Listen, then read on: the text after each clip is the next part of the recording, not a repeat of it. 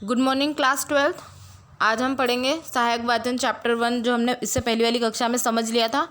आज इसके प्रश्न उत्तर करेंगे।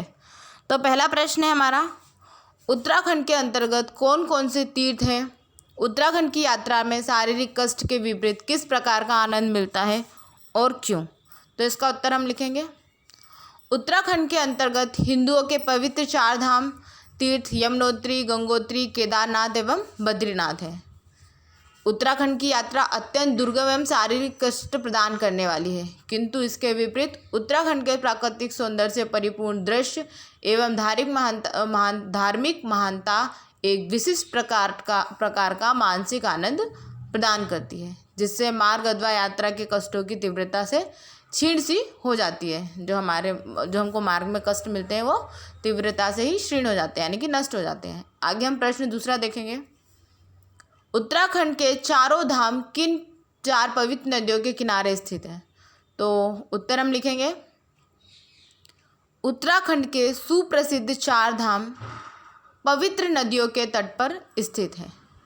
यमुनोत्री का मार्ग यमुना नदी के किनारे किनारे है और गंगोत्री का मार्ग गंगा नदी के किनारे किनारे है।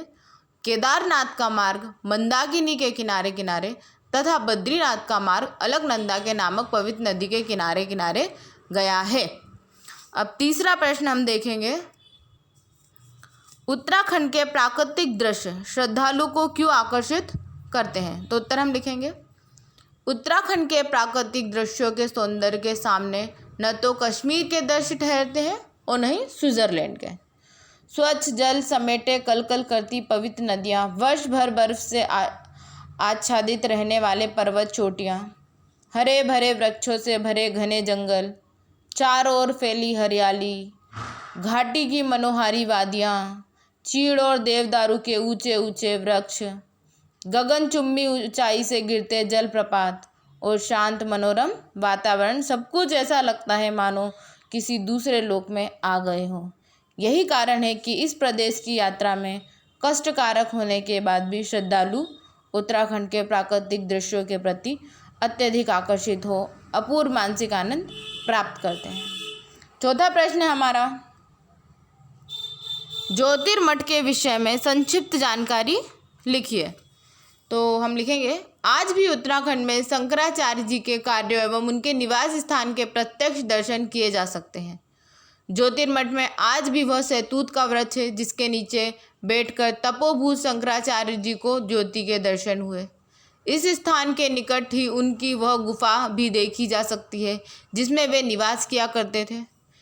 इसी वृक्ष के नीचे भगवान शंकराचार्य ने तत्व ज्ञान के महान ग्रंथ शांकर भाष्य की रचना की थी। ज्योतिर्मठ का सेब, नाशपाती, अखरोट आदि फलों से लदे पौधों का बगीचा, संस्कृत का विद्यालय आज भी जगतगुरु शंकराचार्य जी के पवित्र प्रलय और संकल्पों को दोहरा रहा है, जिसके दर्शन मात्र से संसार ने महान प्रेरणा पाई है। अब हमारा प्रश्न है 5वां। हमारे ऋषि मुनियों ने तपोवनों में भारत की एकता पर चिंतन किया है, समझाइए। हमारे ऋषि मुनियों ने, हम उत्तर लिखेंगे अब। हमारे ऋषि मुनियों ने गांव शहर के कोलाहल और आकर्षण से दूर तपोवन में एकांत साधना द्वारा सदैव भारत की जो एकता तथा हित की चिंता की है वह उनके कार्यों द्वारा सिद्ध हो जाती है। उपयुक्त कथन की पुष्टि के लिए मात्र यह उदाहरण पर्याप्त होगा। भारत के उत्तर में स्थित 4 धाम में से 2 देव मंदिरों केदारनाथ और बद्रीनाथ के पुजारी, जिन्हें रावल कहा जाता है, उत्तर के न होकर केदारनाथ के कर्नाटक से और बद्रीनाथ के केरल से आते हैं। आज तक उनके द्वारा निर्धारित की गई पूजा पद्धति और नियम का पूर्णतः पालन हो रहा है। भारत को एकता के सूत्र में बांध कर रखने की भावना का इससे अच्छा भला क्या उदाहरण होगा कि वे जो बद्रीनाथ के जो हैं वो केदारनाथ और जो बद्रीनाथ के पुजारी हैं उन्हें हम रावल कहते हैं, और जो उत्तर के न होकर केदारनाथ से कर्नाटक से और बद्रीनाथ के केरल से आते पूजा करने के लिए। और हमारा 6ठा प्रश्न है, लेखक ने उत्तराखंड के प्राकृतिक संसाधनों के बारे में क्या लिखा है? अपने शब्दों में वर्णन कीजिए। उत्तर, लेखक के अनुसार उत्तराखंड में शक्ति और ऊर्जा के अपार स्रोतों के साथ साथ विशाल प्राकृतिक संसाधन मौजूद हैं। जीवन के मूल आधार जल की इतनी प्रचुरता एवं शुद्धता में उपस्थिति इस प्रदेश को दुनिया के अन्य किसी भी स्थान से अलग करती है। इस प्रमुख प्राकृतिक संसाधन का उपयोग कृषि कार्यों, बिजली उत्पादन इत्यादि में और प्रभावी और विशाल स्तर पर किया जा सकता है। उत्तराखंड के विशाल भूभाग में फैले घने जंगल अपने आप में बहुउपयोगी वृक्षों को समेटे हुए हैं। विविध प्रकार के इन वृक्षों से प्राप्त होने वाली विभिन्न वस्तुओं का उपयोग भी जनहित एवं देश हित में किया जा सकता है। विशाल पर्वतों के अंदर मौजूद खनिज पदार्थों का अक्षय भंडारों को खोजने एवं उन्हें बाहर निकालने की दिशा में प्रयास होने चाहिए, जिससे उनका व्यावसायिक रूप से उपयोग कर इस प्रदेश के विकास में योगदान दिया जा सके। पशुपालन एवं वन आधारित कुटीर उद्योगों से संबंधित परियोजनाओं को बनाने एवं उन्हें सफलतापूर्वक लागू करवाने की दिशा में प्रयास होने चाहिए।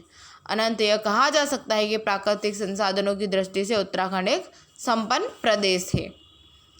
हमारा 7वां प्रश्न है, इस यात्रा वृत्तांत को पढ़कर आपके मन में कौन कौन सी प्रेरणाएं जागती हैं, लिखिए। तो उत्तर हम लिखेंगे, उत्तराखंड से संबंधित इस यात्रा वर्णन को पढ़कर सर्वप्रथम उत्तराखंड के शीघ्र से शीघ्र भ्रमण की भावना जागृत होती है। हमारी भी इच्छा होती है कि हम शीघ्र से शीघ्र वहाँ भ्रमण करके आएँ, घूम कर आएँ।